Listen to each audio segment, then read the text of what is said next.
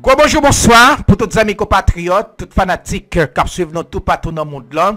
Et je dis c'est mardi qui 19 novembre, c'est merci Dieu dans Mikoa. Et moi peut-être pour nous quelques parmi nouvelles qui ont dominé l'actualité. Nous parlons en République Dominicaine, situation continuée et compliquée, situation mangomè dans le pays Saint-Domingue. Après la justice découvrit réseau criminel, groupe mafia cap vend bandi aux armes et munitions dans le pays d'Haïti. Nous connaissons tout râler, le gouvernement dominicain était qu'on a râlé pour dire non, c'est pas vrai que c'est pas dans la frontière, c'est pas Saint-Domingue que ZAM avec munitions absorti pour venir joindre bandi. Nous songeons et dossier 400 Maozo, là où te découvert un colonel dans l'armée dominicaine, et bien qui en connivence ensemble avec groupe et 400 Maozo. Et surtout, nous pas un gouvernement dans le pays, moun yo prend dossier ça, yo tout fait jusqu'à ce qu'on pas jamais entendu parler des questions colonel ça.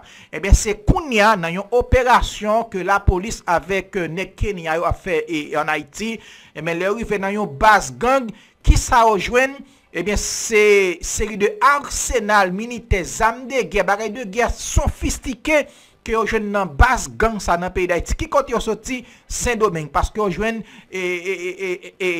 comment on dit ça, un signe la République dominicaine, signe Saint-Domingue sous yo, c'est là ça, et bien qui relève Saint-Domingue, yo dit gardez et révisez la carte parce que nous jouons nos paquets et un arsenal zam militaire, zam de guerre, et bien c'est pour Saint-Domingue yo. Malgré Saint-Domingue t'a parlé, c'est juste et bon 31 octobre comme ça, eh bien yo vinn avre et mais un réseau et criminel côté gagné et 9 agents et la police dans la police là gagne un colonel et qui nomme mafia que yo cité non yo pourquoi jamais vle bay eh bien et photo et nèg ça yo eh bien gagne ministère public qui lance une opération que yo baptisé opération et Pandora côté y a mené enquête yo prend et plus passé 200 agents la police et qui sont dans diverses unités dans la police dominicaine, te gagné la police préventive et gagné et direction centrale d'investigation criminelle qui les DICRIN qui te participé dans l'enquête ça,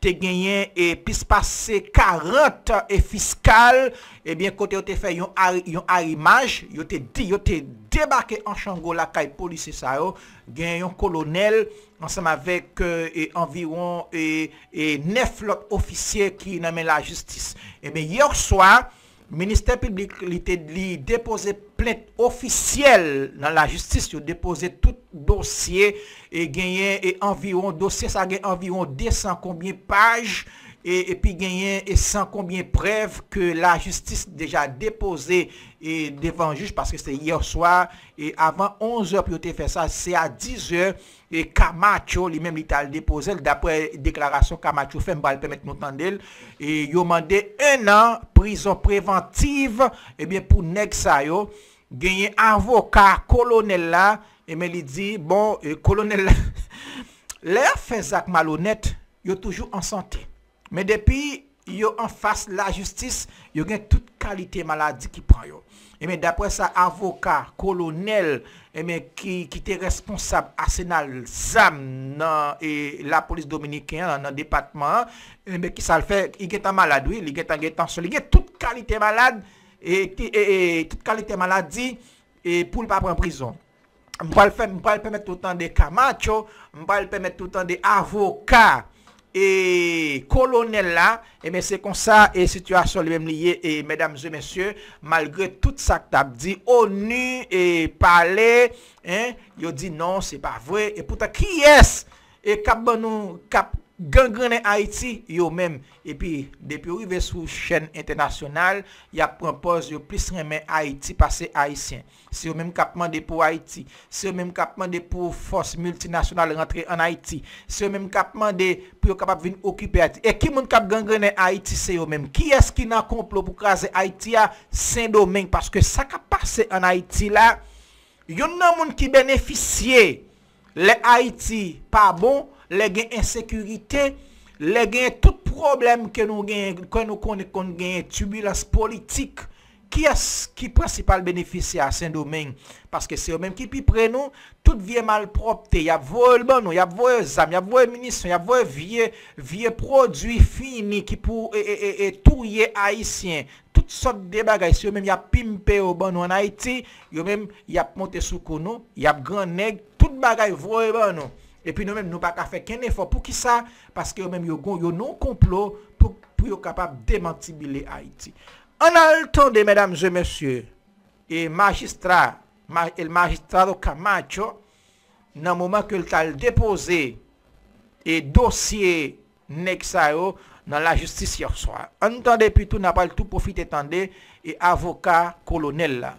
En Pérez Santana, c'est solution, quel que soit problème mystique ou gagné. Relève ou bien écrit dans 829 D83 60 44. Li trouve le kilomètre 13 autopiste à droite en face La Serena, Mano Guayabo.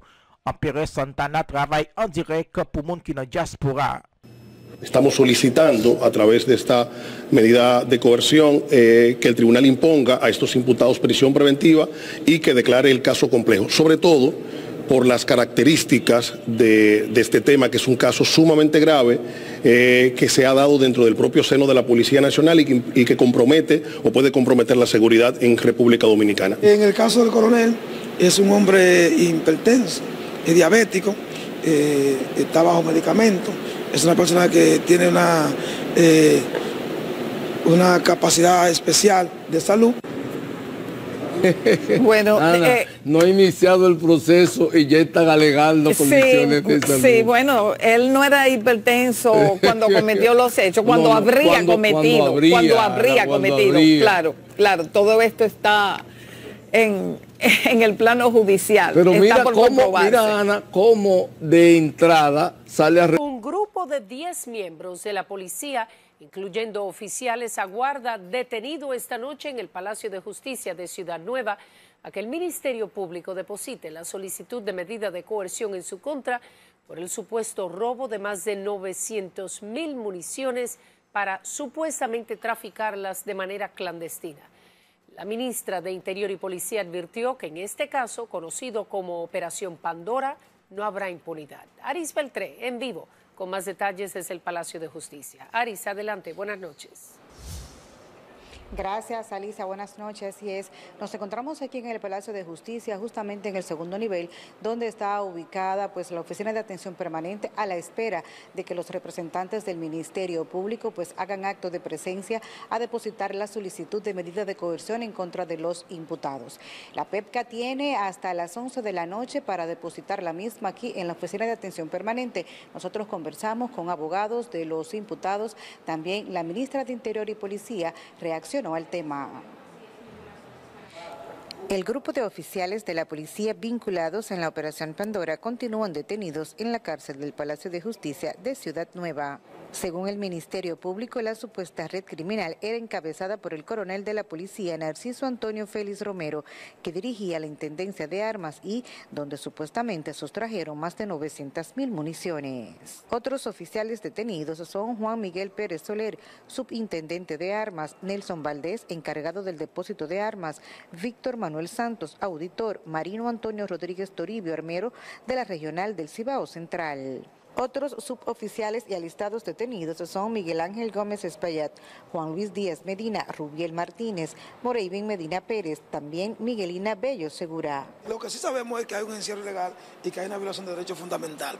Toda vez que una persona después que es detenida, el plazo máximo en manos de la Fiscalía es 48 horas para presentárselo a un juez, para que este eleve a prisión esa detención o ponga en libertad de ciudadano. Esto aquí no se ha respetado ni se ha hecho. Y somos conscientes de eso, somos testigos de eso y hemos estado paso con estos imputados.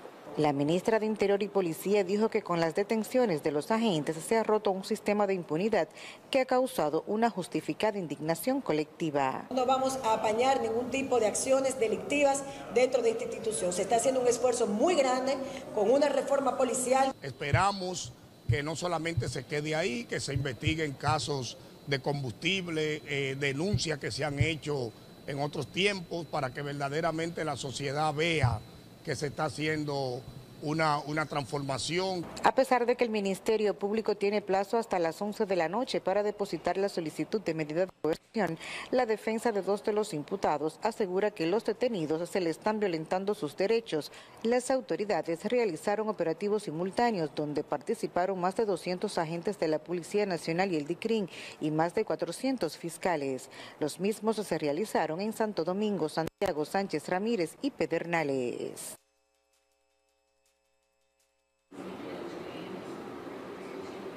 En la cárcel donde están los detenidos aquí en el Palacio de Justicia de Ciudad Nueva hay 2 de la defensa que les va a representar cuando se esté conociendo la solicitud de medida de coerción en su contra, y repetimos que el Ministerio Público tiene hasta las 11 de la noche para depositar aquí ante la Oficina de Atención Permanente la solicitud de medida de coerción. Por supuesto, Alicia, que tan pronto los representantes del Ministerio Público hagan acto de presencia, volveremos a hacer contacto contigo nuevamente para informarles a la población. Es todo lo que tengo desde el Palacio de Justicia de Ciudad Nueva. Ahora yo retorno contigo a los estudios.